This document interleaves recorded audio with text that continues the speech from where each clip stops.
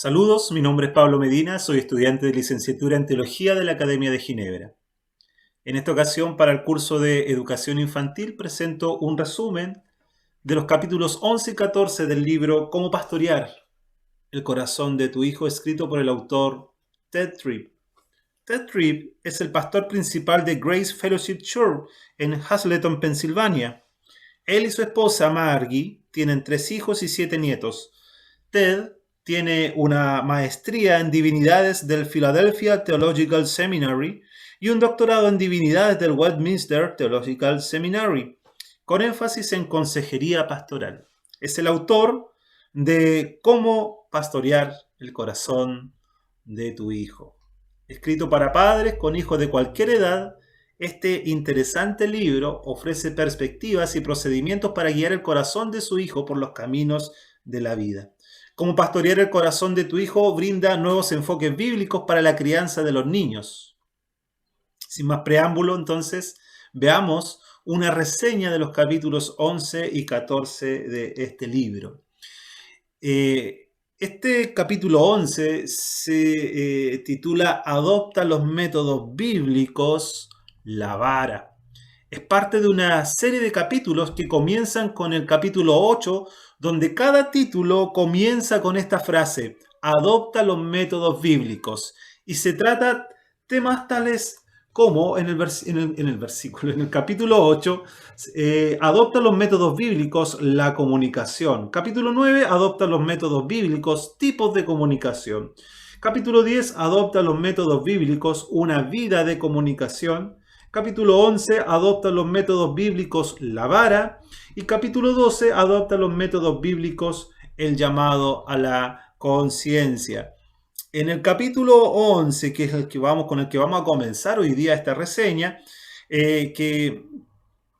Tripp, antes de entrar en la profundidad de este capítulo, comparte una observación que encontré que fue muy profunda. Y dice, todo castigo terrenal presupone el gran día en el cual los destinos serán eternamente establecidos. En realidad, nunca antes había pensado en la crianza de los hijos de esa manera. Tripp comienza la discusión acerca de la sociedad, mirando la sociedad, hace una mirada a la visión actual de cómo es la sociedad hoy en día.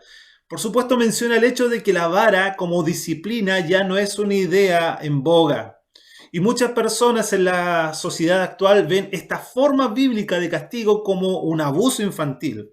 Tripp observa o expresa el miedo a la reacción de la mayoría contra el castigo. Es una cuestión de moda o estilo.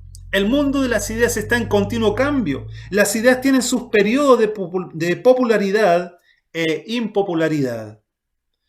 Tripp analiza primero el razonamiento detrás de la vara. Como él explica, si los niños nacieran moralmente neutrales, no habría necesidad de la vara. No necesitarían corrección, solo dirección. Necesitarían instrucción en lugar de disciplina. Sin embargo, el hecho es que los niños nacen moralmente neutrales. Perdón, no nacen. El hecho es que los niños no nacen moralmente neutrales. En palabras del autor, el problema del niño no es un déficit de información. Su problema es que es un pecador. Miren, Proverbios 22:15 dice, la necedad está ligada al corazón del niño, pero la vara de la disciplina lo aleja de ella. Sin embargo, Tripp se apresura en recordar a los padres que la necedad no es infantil. La vara no está diseñada para comportamientos infantiles. El proceso de castigar está destinado a sacar la necedad del corazón de nuestros hijos. El autor nos recuerda que la Biblia es clara sobre lo que está en juego. Allí en Proverbios 23:14 dice, lo castigarás con vara y librarás su alma del Seol. El uso bíblico de la vara como disciplina rescata a nuestros niños de la muerte. Como padre usamos la vara por amor para rescatar a nuestros hijos del peligroso estado de vivir fuera de la voluntad de Dios. Y para hacer esto usamos el remedio prescrito por nuestro santo y amoroso Dios que está en su palabra. La vara se usa para ayudar al niño a temer a Dios, a adquirir sabiduría. La vara proporciona un ejemplo concreto al niño de la necedad de la rebelión. Como explica también el autor, la disciplina administrada correctamente humilla el corazón del niño, haciéndolo sujeto a la instrucción de los padres. La vara ayuda al niño a aprender a someterse a la autoridad, algo que hoy en día está muy alejado de la realidad. Hoy día la sociedad busca rebelarse contra la autoridad, solamente exigir, pero no someterse. Como padre, Dios no nos deja elección. Hay otras opciones de disciplina además de la vara, pero Dios ordena el uso de la vara en su palabra. Continuamos con este libro y dice, Tripp define qué es la vara. La vara es un ejercicio de los padres. Debe ser administrado solo por uno de ellos. Es un acto de fe. Como padre, muestra nuestra confianza en la palabra de Dios. Es un acto de fidelidad mostrando amor y compromiso con el niño. Es un acto de responsabilidad. Tripp lo pone bajo una nueva luz. No es el padre quien está decidido a castigar, es el padre quien está decidido a obedecer. Y es un castigo físico. Entonces, también el autor aborda una serie de lo que llama distorsiones de la vara. Estos son conceptos de castigo que en parte han llevado con justa razón al disgusto social. Tenemos que primero, la vara no es el derecho a un temperamento desenfrenado. Tampoco la vara es el derecho a pegarle a nuestros hijos cuando se nos dé la gana. No es para desahogar nuestras frustraciones. No es retributivo. Y no debe asociarse con una ira de venganza o una ira vengativa. Ahora que ya vimos qué es la vara y qué no, Tripp aborda algunas de las objeciones comunes que recibe cuando presenta este material a los padres y cuáles son esas respuestas a las objeciones. Los padres, por ejemplo, para no castigar a sus hijos, presentan objeciones como amo demasiado a mis hijos para castigarlo. Es una motivación egoísta. El autor explica que él se beneficia de usar esta excusa para evitar así la incomodidad del castigo. Lo más cariñoso que podemos hacer es castigar a nuestros hijos cuando es necesario. Consideremos lo que dice Proverbios 13:24. El que evita la vara odia a su hijo, pero el que lo ama lo disciplina con diligencia. Entonces, tenemos claramente establecido en la palabra de Dios que es una expresión de amor el castigar adecuadamente a nuestros hijos. El siguiente temor que hay, la siguiente excusa, mejor dicho, que hay es, tengo temor de lastimarlo. Pero el autor nos recuerda que de lo que estamos hablando es una disciplina basada en la Biblia. Y por definición, al ser bíblica, nunca dañará físicamente al niño. Otra excusa que se presenta es, me temo que lo convertiré en un rebelde o un iracundo.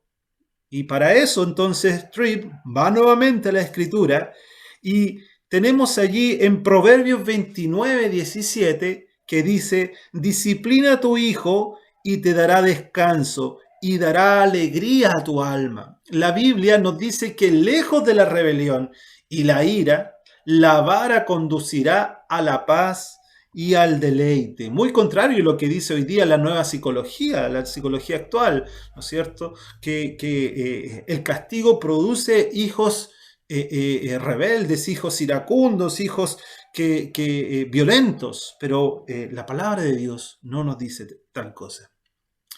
Otra excusa que se presenta es que el castigo no funciona. Tripp señala cuatro circunstancias que ha observado que hacen que el castigo no funcione. Un uso inconsciente de la vara, una inconstancia, una falta de efectividad y que además se haga con ira. Esos 4 puntos son los que han provocado que la disciplina o la vara no funcione. En la siguiente sección, el autor analiza el fruto de la vara. Y esto incluye enseñar a los niños los resultados del comportamiento. El uso constante ayuda a los niños a desarrollar una mentalidad de cosecha. Cosechas lo que siembras.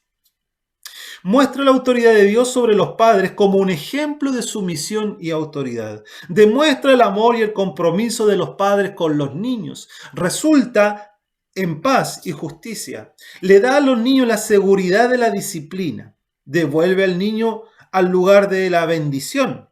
Promueve la apertura y la cercanía entre los niños y los padres. Finalmente, el autor advierte que no debe concentrarse demasiado en la vara o en la comunicación y excluir a la otra. Yo no puedo solamente enfocarme en la comunicación o solamente enfocarme en la vara.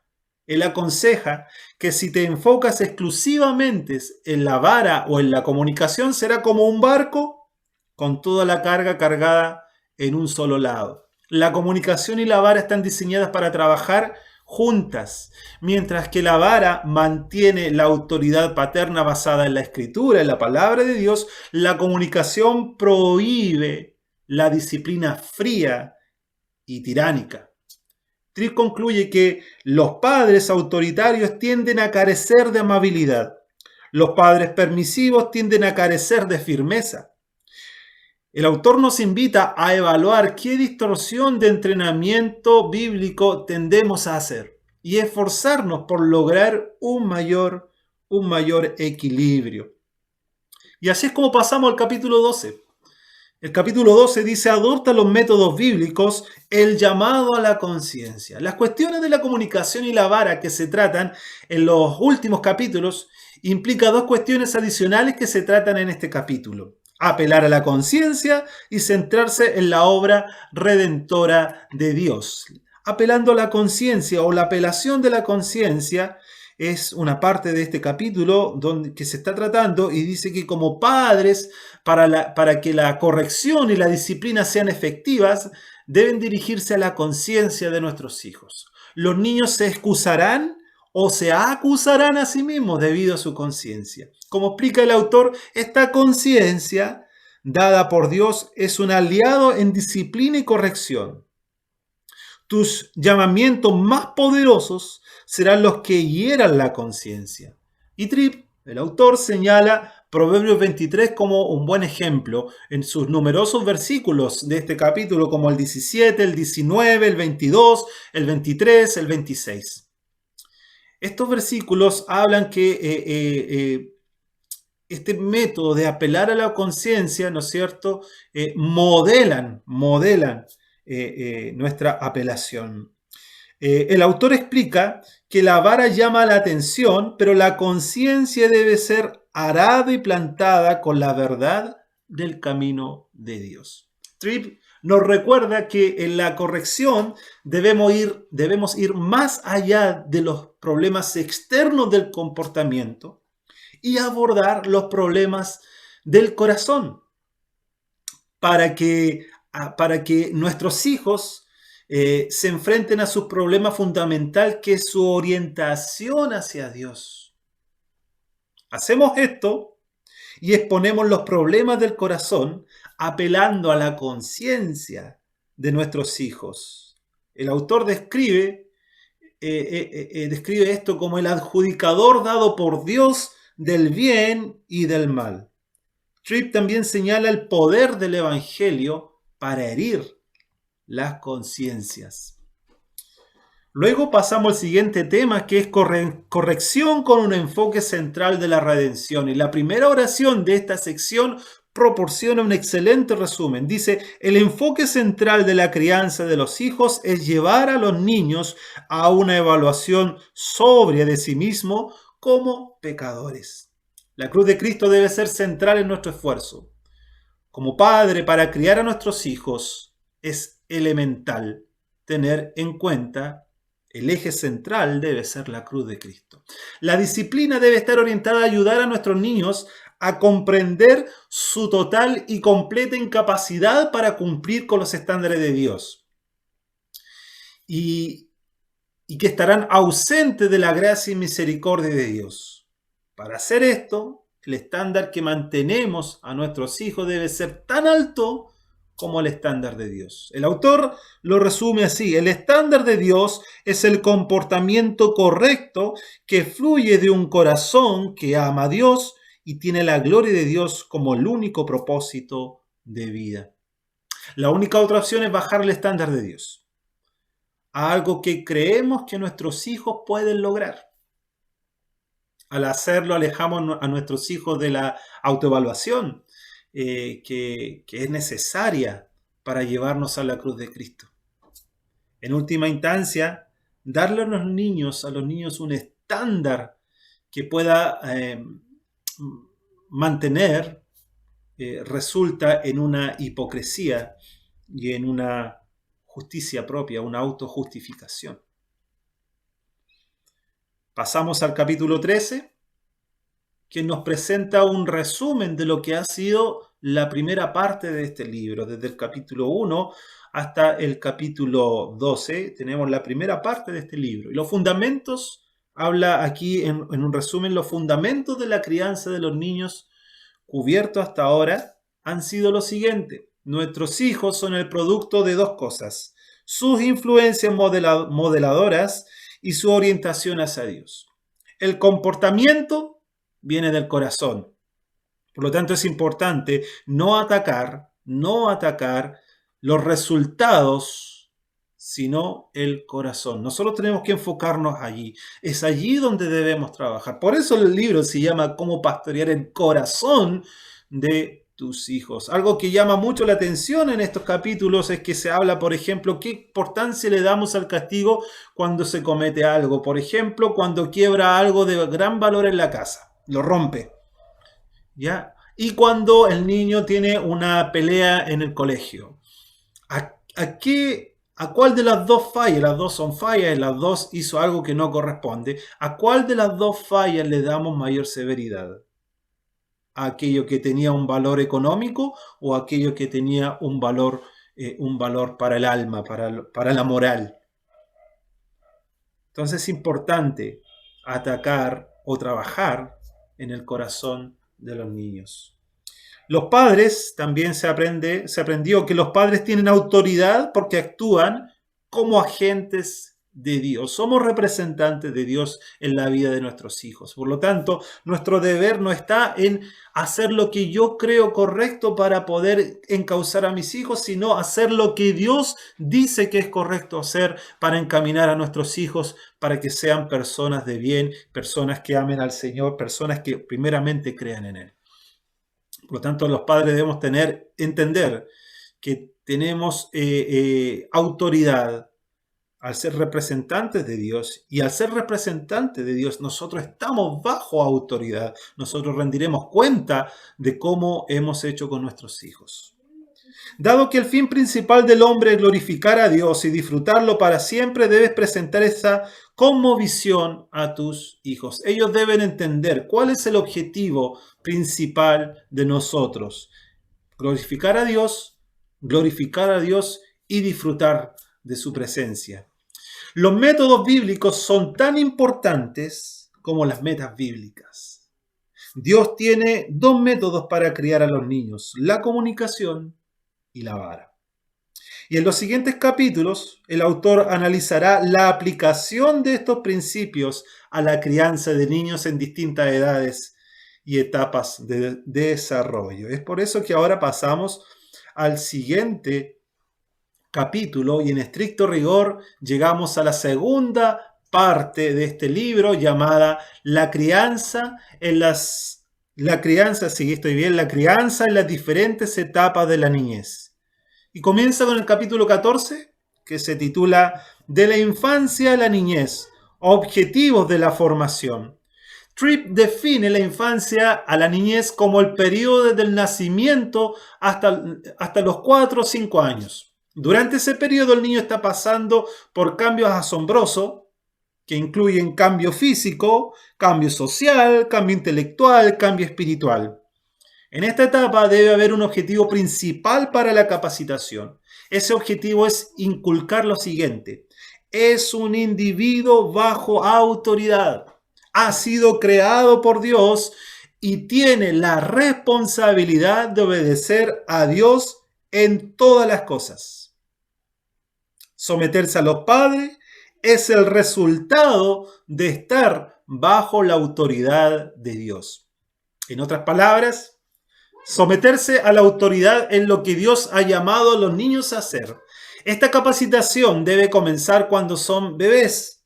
El autor sugiere incluso que desde el momento en que llegan desde el hospital a la casa. Dentro de este capítulo está también un tema que se le llama el círculo de bendiciones. Para los conceptos fundamentales del círculo de bendición, Tripp señala Efesios capítulo 6, versículos 1 al 3. ¿Qué dice? Hijos, obedezcan a sus padres en el Señor, porque esto es justo. Honra a tu padre y a tu madre, que es el primer mandamiento con promesas, para que te vaya bien y para que tengas larga vida sobre la tierra. Este versículo nos dice que la sumisión a los padres significa tanto honrarlos como obedecerlos. También promete dos cosas como resultado de hacer esto. El primer resultado de honrar y obedecer a los padres es que le irá bien.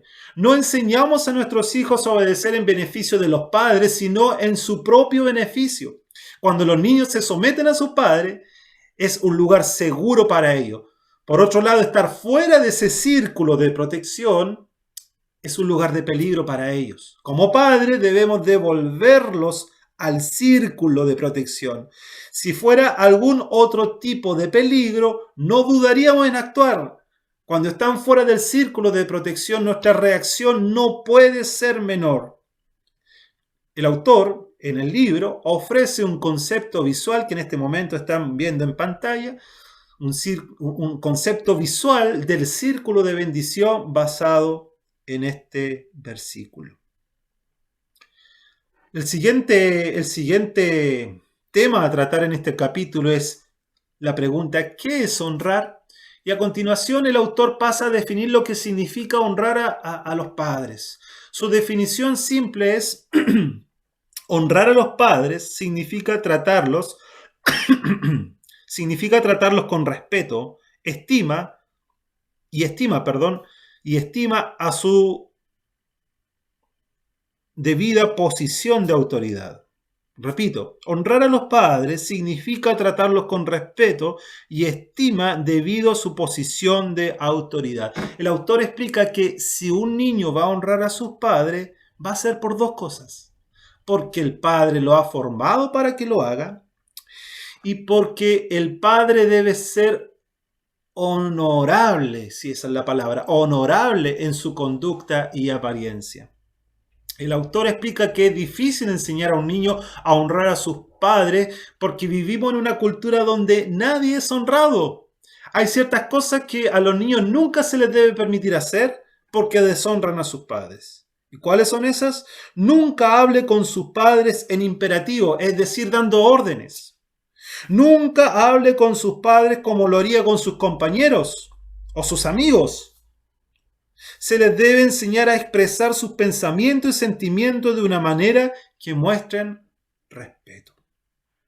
Sobre el tema del respeto, el autor advierte a los padres que enseñen este respeto a temprana edad, ya que los adolescentes respetuosos se desarrollan cuando tienen entre 1 a 5 años.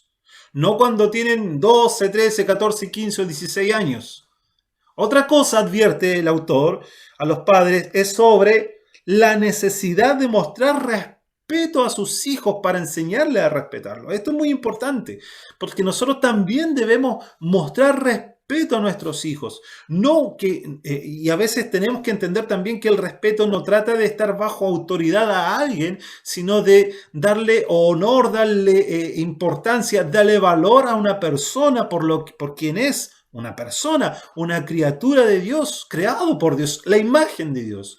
Por lo tanto, debemos también nosotros expresar respeto respeto a nuestros hijos. Si no somos respetuosos, nuestros hijos, eh, eh, eh, eh, o mejor dicho, si no somos respetuosos con nuestros hijos, debemos arrepentirnos y debemos pedirle perdón. El siguiente tema que se trata es la obediencia. ¿Qué es obedecer? La obediencia no es un concepto popular actualmente. El autor lo define como la obediencia es la sumisión voluntaria de una persona a la autoridad de otra. Es algo que va más allá de que el niño haga lo que se le dice. La obediencia es hacer lo que se le dice sin desafío, sin excusa y sin demora. Muchas veces significa que los niños deben hacer lo que no quieren hacer. El autor advierte que entrenaremos a nuestros hijos en obediencia de una forma u otra. Aprenderán a obedecer de una manera bíblica o solo después de muchos gritos, ruegos y amenazas. O puede aprender a no obedecer en absoluto. Si aceptamos cualquier respuesta de nuestros hijos que no sea la obediencia inmediata, lo estamos entrenando en el arte de la obediencia. Luego trata sobre la constancia. Debemos ser coherentes con nuestros hijos. Las reglas no pueden cambiar de un día para otro. El autor explica, si deben obedecer, deben desafiar la obediencia y perseverar hasta que se aprendan las lecciones de la sumisión. La victoria no llega a los débiles de corazón. Esto implica instrucciones y estándares claros para nuestros niños y el seguimiento apropiado cuando esas expectativas no se cumplen. Tripp advierte que si nosotros como padres entendemos verdaderamente el temor del Señor, no permitiremos que nuestros hijos desobedezcan su voluntad sin hacer algo al respecto. Otro tema que está tratando en este capítulo es también el proceso de apelación. El autor deja espacio para que los niños apelen a sus padres. Esto solo puede suceder una vez que el niño comprende que está bajo la autoridad de sus padres y comprenden que no siempre pueden hacer lo que quieren. Una vez que se alcanzan esos objetivos, podemos enseñarle la forma adecuada de apelar. Esto que no es una apelación. Como padre, esto es lo que no podemos aceptar. Los niños que se niegan a obedecer, los niños que obedecen solo cuando están seguros de que usted tiene razón o es justo, o niños que le piden que le convenzan sobre por qué tienen razón. Sin embargo, puede enseñarle a sus hijos cómo apelar de una manera respetuosa. Y este proceso sirve como una doble verificación contra el capricho de tu parte, de nuestra parte como padre, y para darle a los niños una válvula de seguridad. El autor proporciona las siguientes pautas para una apelación adecuada. La obediencia debe suceder inmediatamente, no después de la apelación. El niño debe estar dispuesto a obedecer independientemente del resultado de la apelación. La apelación debe realizarse con respeto. Los resultados de la apelación deben aceptarse de manera respetuosa. Los beneficios de un proceso de apelación de este tipo son obvios. Le da al niño algún recurso, aprenden a someterse a la autoridad de una manera que no es arbitraria y aprenden a ser respetuosos con los superiores. Tripp concluye: el padre puede cambiar de opinión en el contexto de una apelación respetuosa, pero no en presencia de una rebelión descarada.